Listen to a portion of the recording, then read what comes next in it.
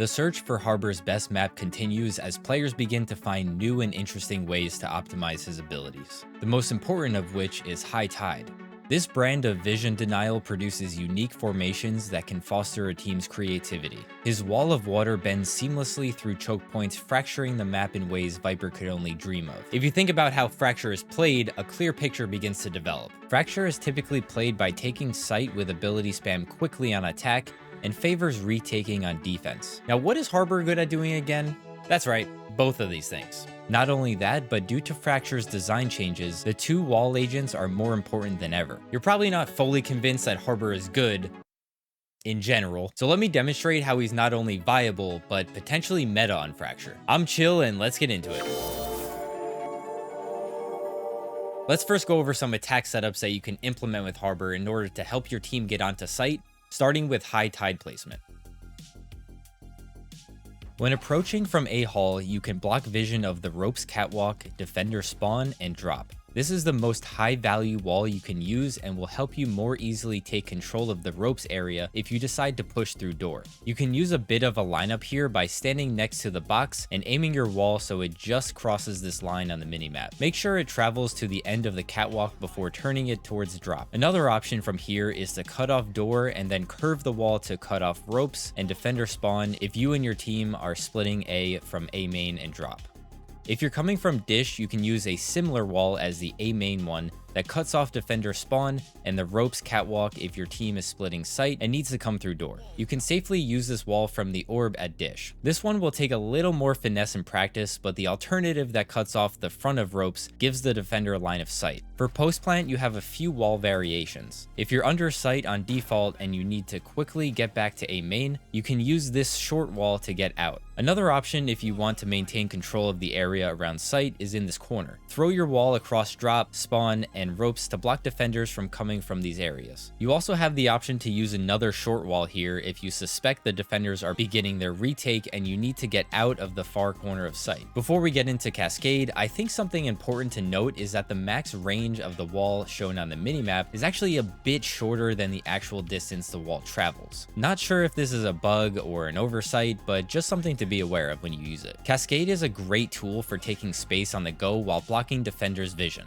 Right at the beginning of the round from A hall, you can throw your wall towards A main where defenders are usually positioned. Another spot you can use your wall is in front of drop. If you don't use your High Tide to cover this area and your teammates died by dish, this would be a good spot to use High Tide to block vision of that area and enter site. A second alternative is between site and the box stack on the left to help you get into site more quickly. From the dish position, you can use Cascade to push up and grab the orb. Just make sure you're with a teammate in case they decide to peek through the wall as you're grabbing orb. When pushing onto site after you use High Tide to cover spawn and ropes, you can push in with Cascade and send it towards that same position I showed you before to help your team from A main get into site more safely. The wall can be sent further into the entrance to A main if you believe a defender is playing in there. If you save your Cascade for post plant, you can use the wall as a secondary delay with your High Tide once it drops. You can use it as a way to get off site and back into A main from the back corner position here and stopping it at this position, or from the default plant and stopping it in this position. Cove is a great ability for blocking gunfire and getting the spike down more safely. On A, Cove can be used to get on and off site if you're in a pinch. You can also use it to plant safely, but since the two most common default plant spots are under site and in the far corner, they already provide a decent amount of cover, so I wouldn't waste the Cove to plant unless enemies are nearby. On post plant from A main, you can use Cove to sneak into site and peek default if you're in a desperate situation. I don't think you can get much value out of lineups when attacking A, so I'd opt to save Cove for a situation where you need to block enemy shots. I learned recently that you can hear when people are in Harbor's ult as you activate it, and the sound actually isn't there when no one is in the radius of your ult. Listen to the difference. Gong sound.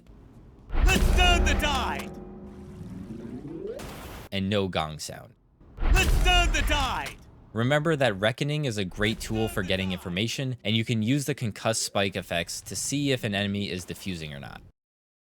Now let's walk through an example of a site take from each side of A. We're going to start by pushing Cascade down B main, then move into the corner here and wall up. After planting, you can throw down Cove to safely get off site. Finally, when you get high tide back, use it to cut off defenders, making it really difficult to get onto site. On the other side from Dish, push up to orb with Cascade, then weave high tide through spawn and ropes and take site. Plant in that corner and use Cove to add some protection and make it easier to cross back through site to get to A main. Post-plant wall can be the same here.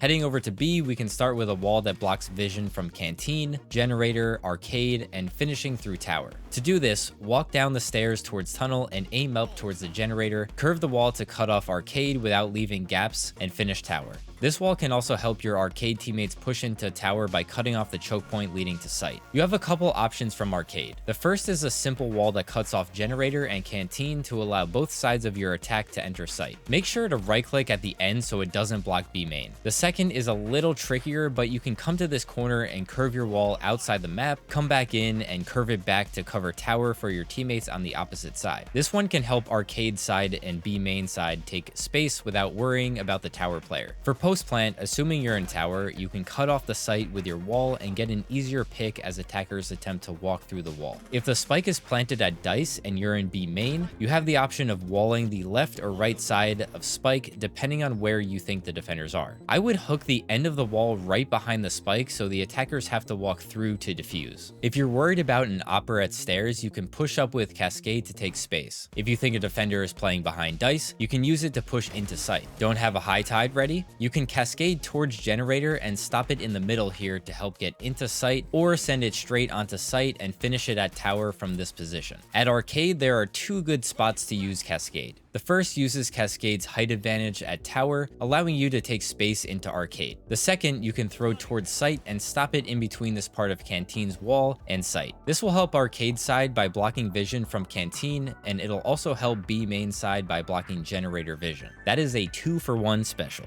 After planting, if you need to fall back to A main or Tower, you can use Cascade to help you move across or off-site. Here are the two spots you can use them while getting out. On B, Cove can be really useful when planting spike at both the default and Dice position, so this is where I would normally use the ability. Another spot you can use it is when you use the Tower wall. Send Cascade into the central spot and stand behind the boxes. Run and throw while aiming towards the top of Generator, and Cove will block off Gen and allow you to cross through towards site. I'll mention that as a last-ditch effort to survive, you can throw Cove down on site if you saved it in order to survive a little longer and protect the spike.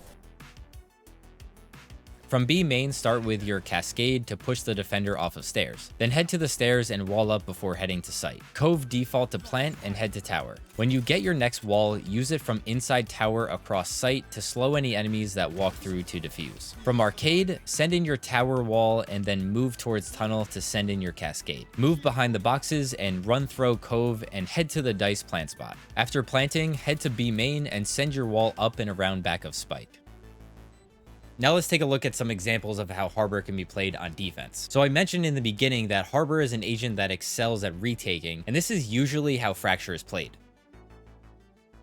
That being the case, I think using your wall as the round starts to slow down a fast push to site will help your team rotate in time for a retake as the spike is planted. That's not to say that you can't use your Cascade to block drop and Cove to prevent the enemy from getting onto site after your high tide drops, but if you run out of these abilities on site, you're a sitting duck and that's a rough spot to put yourself in. Instead, using your high tide to slow the push and retreat back to spawn to prepare for the retake may be the better option for A. When retaking from spawn, I'd throw the wall to cut off ropes and curve it so that it blocks A main and the stairs position near site. Now you can push your Cascade from spawn and block top site while pushing behind with your team. This also eliminates a couple of the 50-50 angles you'd have to peek when approaching site. If they plant in the far corner, you can throw your Cove on the spike and defuse while the attackers attempt to break it from A main. If the spike is default under site, you can clear site and then Cove the spike and begin defusing. Over on B, you have the option to use your wall early from B main to tree or through Arcade to bench. These walls can help you slow a fast take and potentially help you get an ult orb. You can also split your abilities between Arcade and B main if the attackers are splitting site, but as we know, this doesn't last very long and now you have to wait even longer longer for your wall to return to attempt to retake. Saving your abilities for retaking will be just as important as it was on A. If you're retaking from Canteen, you can block B main and then wrap your wall around the outside of B site and finish by cutting off tower. That way, you can block both common post plant positions attackers may be. As you move into site, you can re-smoke tower or B main with your Cascade, Cove the spike, and defuse. If you don't have your high tide, you can send a Cascade in from generator or Canteen to quickly attempt a retake. For an alternative high tide from spawn, you can throw one to cut off arcade and tower. Then you can send Cascade towards B main as you retake, Cove spike,